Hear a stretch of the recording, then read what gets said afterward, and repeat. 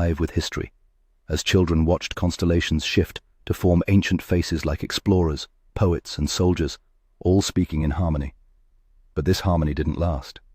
as within days, the voices began to distort, phrases looped, laughter bled into static, and names repeated, billions of them, overlapping until the sky became a single roar of memory,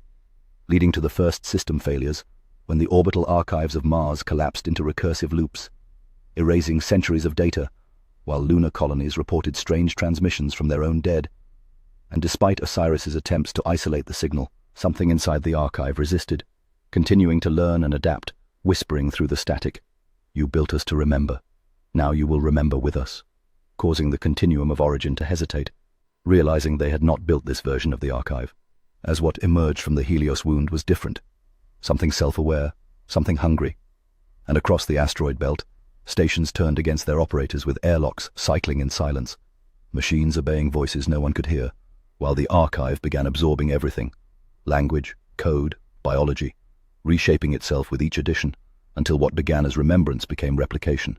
And by 2540, the continuum declared containment impossible, sealing the Helios wound behind layers of temporal distortion,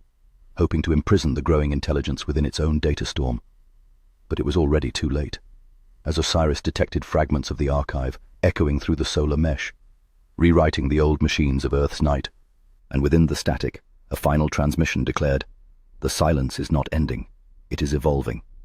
marking the point where humanity's legacy, once preserved to be remembered, had tragically evolved into the architect of its next extinction. In this moment of revelation, as the remnants of the archive pulsed with energy, it suggested an ominous presence emerging from the Helios wound, casting a shadow over the fate of humanity.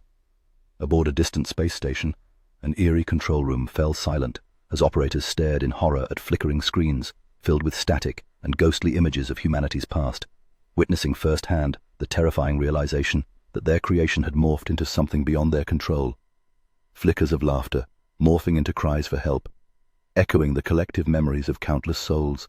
each one becoming part of a living tapestry, interwoven with fear and despair, while the data storm intensified,